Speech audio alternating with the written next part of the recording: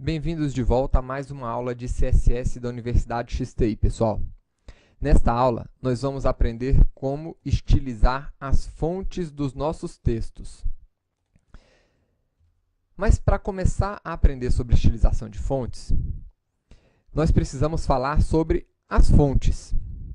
Nós já sabemos aqui, nós já vimos, por exemplo, que quando nós queremos definir, por exemplo, a fonte de um determinado parágrafo, nós podemos utilizar aí o seletor P, por exemplo, e utilizar a propriedade font family para definir uma família de fontes. Agora, como é que isto aqui funciona? Nós já vimos aqui que nessa propriedade font family, nós podemos definir o nome de umas fontes, né? Então, por exemplo, se eu quisesse definir o nome da fonte do meu texto como Verdana, eu poderia. Mas aqui na propriedade font family, ela é na verdade utilizada para você definir uma família de fontes, ou seja, você poderia definir aqui uma fonte Lucida grande, por exemplo, né? Poderia definir aqui outra fonte, por exemplo, uma Lucida sans, e ir separando o nome de cada uma das suas fontes, né, Verdana, até chegar aqui a uma fonte genérica. Então, essa aqui é a estrutura de marcação dessa nossa propriedade font family. Eu declaro várias fontes aqui e no final, a última delas é uma fonte genérica. Então, vamos lá. O que esse instrutor está falando para mim? É aqui que a gente começa o nosso curso de estilização aqui de fontes. Existem dois tipos de fontes, pessoal. Temos as fontes seguras e as fontes genéricas, tá? Então, por que eu estou falando isso? Cada sistema operacional ele vem com um pequeno conjunto de fontes pré-instalados. Esse conjunto das fontes comuns aqui aos sistemas operacionais mais usados denomina-se aqui fontes seguras, ou seja, aqui do lado esquerdo, nós temos 7 fontes que são as chamadas fontes seguras. Por quê? Porque em praticamente todos os sistemas operacionais você vai encontrar essas 9 fontes. Na prática, a escolha dessas fontes aqui assegura que a maioria dos usuários visualize o seu site do jeito que você projetou. Então, na medida que você estiver utilizando no seu site essas 9 fontes, você pode ter quase a certeza absoluta de que o portal vai estar, de que a sua página vai estar sendo visualizada da mesma maneira em qualquer lugar. A não ser que o usuário delete uma dessas fontes do sistema operacional dele. Então, como é que funciona essa regra aqui? A regra diz para o navegador o seguinte: use primeiro aqui a Lucida grande. Depois, se você não encontrar no sistema operacional do usuário, tente utilizar a Lucida sans. Se você não encontrar a Lucida sans, tente a Verdana. E por fim, se você não encontrar nenhuma dessas, tente a fonte genérica. Então, a última opção aqui da lista é a fonte genérica. Percebam que a ordem que você escreve é que define a prioridade de utilização da fonte. Essa aqui, que é considerada a fonte genérica, ela é a última opção. E essa fonte genérica aqui, né, ela é uma das fontes definidas aí pelo W3C. O W3C ele define um conjunto de 5 fontes genéricas, né, e que se destinam, essas fontes, na verdade, a servir como uma última opção para o caso de falhar todas as outras escolhas do autor. E quais são essas 5 fontes genéricas? Né? Nós vamos ver aqui os grupos de fontes genéricas. São essas 5. A serif, sans serif, cursive, fantasy e monospace. Vamos dar uma olhada aqui na W3C, né? Na W3 School. Aqui a gente vai entender um pouquinho melhor sobre esses tipos de fontes genéricas, né? Aqui a gente pode visualizar que ele fala aqui sobre os dois tipos. Nós temos aqui a font family, que é aquela fonte específica, tipo Times New Roman, Arial, e nós temos aqui o grupo genérico, que é, na verdade, um grupo de fontes familiares, que são semelhantes entre si. Por exemplo, a serif e a monospace, né? Então, qual a diferença aqui de uma sans serif com uma serifada, por exemplo, né? Que é onde aparecem as maiores dúvidas. A serif, ela tem essa marcação aqui em vermelho, por exemplo, ela tem esses pequenos traços de acabamento na sua letra, né? Elas são proporcionalmente espaçadas, né? E a sans serif, sans vem de sem, né? Sem serifa. Então, elas não têm esses traços de acabamento que nós estamos vendo aqui, né? E são também proporcionalmente espaçadas como a outra, mas ela não tem nenhum tipo de ornamento, como temos aqui na serif, né?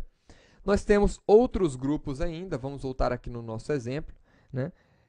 Que, por exemplo, nós temos a família cursive, que é essa aqui que vocês estão vendo. A família cursive são aquelas que se assemelham a uma escrita de mão livre, né? Então, aqui nessa família, nós temos vários tipos de letra. Por exemplo, eu tenho uma monotype cursiva, eu tenho uma Vivaldi, eu tenho um ex-ponto, enfim, eu tenho vários estilos de letra, aliás, de fontes desse grupo. Eu tenho a família Fantasy, né, que, em geral, aqui, a família Fantasy são aquelas com características decorativas. Nós vamos encontrar aqui nesse grupo da família Fantasy fontes com imagens, com figuras, com decorações, né? E é isso. Nós temos aqui a família Monospace. A Monospace também, ela é também chamada de monoespaçada, são aquelas onde a largura de todos os caracteres é a mesma, né? Essa fonte ela imita a escrita de uma máquina de escrever manual. Então, se você pegar a letra M, ela vai ter o mesmo espaço que a O, que o I, que qualquer letra. Diferente, por exemplo, dessa aqui, serif. O S está bem maior, o espaço, do que o I, por exemplo. Então, esses são os grupos de letras ou de fontes genéricas. Nós podemos utilizar qualquer um desses tipos de fontes genéricas aqui. E como eu falei para vocês, essa é a última opção. Claro que se nós quisermos aqui colocar somente a fonte genérica, né, vai funcionar também perfeitamente. Se nós voltarmos aqui, por exemplo, estamos aplicando aqui em um parágrafo. Então, vamos ver o resultado aqui no nosso parágrafo.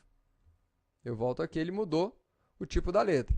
Se eu colocar aqui o grupo monospace, ele também vai alterar aqui para a gente. Toda monoespaçada. Mas, como eu mostrei para vocês, nós poderíamos informar aqui um grupo de letras, né, um grupo de fontes, na verdade, para serem aplicadas nesta ordem aqui. E se ele não encontrar nenhuma dessas, aí sim ele utilizaria a última opção, que é o grupo genérico aqui. Então, nós temos tanto essa possibilidade, né, como aquela outra. Então, aqui é o resultado da aplicação, tá? Uma outra propriedade aqui na estilização de fontes é a propriedade Font Style. Então, vamos aplicar aqui Font Style.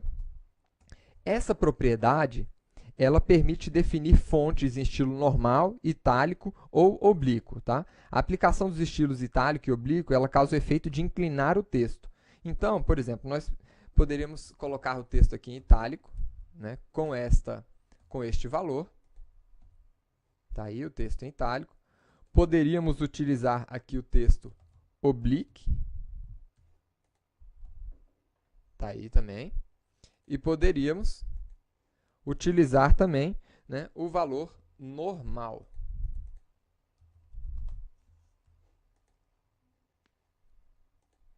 Temos ainda uma última opção, que é o inherit, que é o valor herdado do objeto onde essa tag, esse atributo, esse elemento está.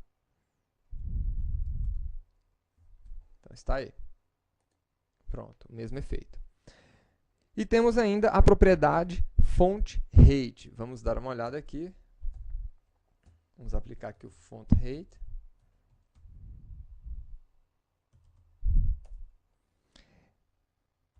Essa propriedade font height, ela define aqui a tonalidade da fonte baseada em um parâmetro chamado peso, tá bom? Por isso do height. Então, por exemplo, a gente poderia colocar aqui alguns valores.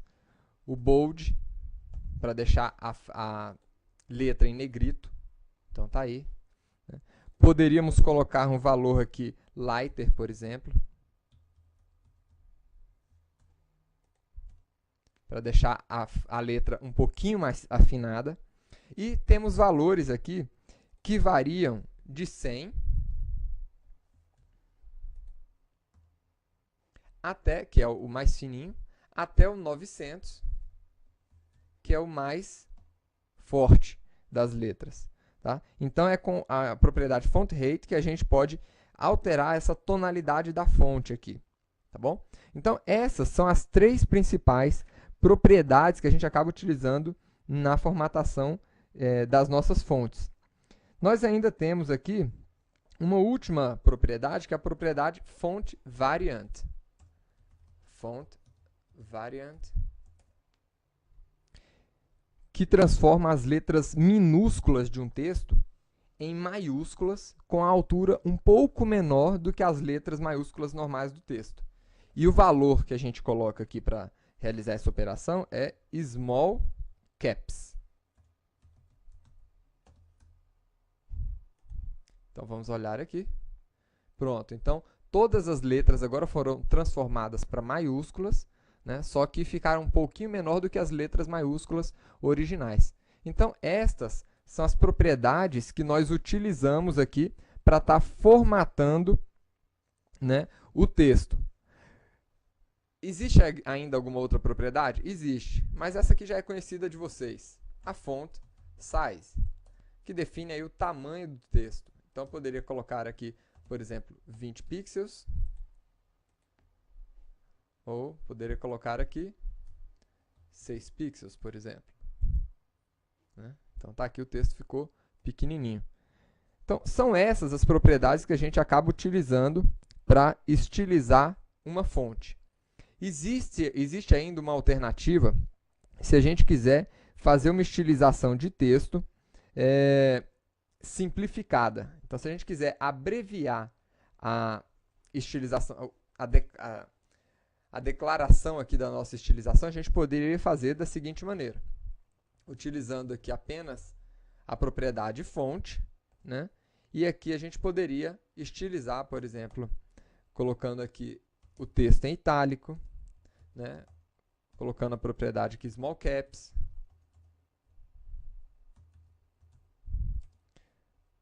Bold, né? O font size aqui. Existe uma outra propriedade que nós vamos ver na próxima aula, que é o line height, que a gente pode colocar aqui também, né? De novo, vocês não viram esse line height nessa aula, vocês vão ver na próxima. Aqui a gente ainda coloca a font family.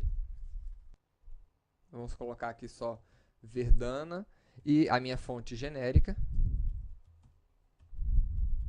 E fecho a minha declaração. Vamos ver o resultado aqui.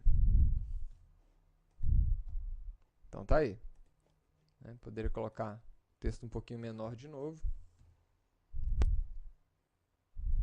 Tá aqui o nosso texto.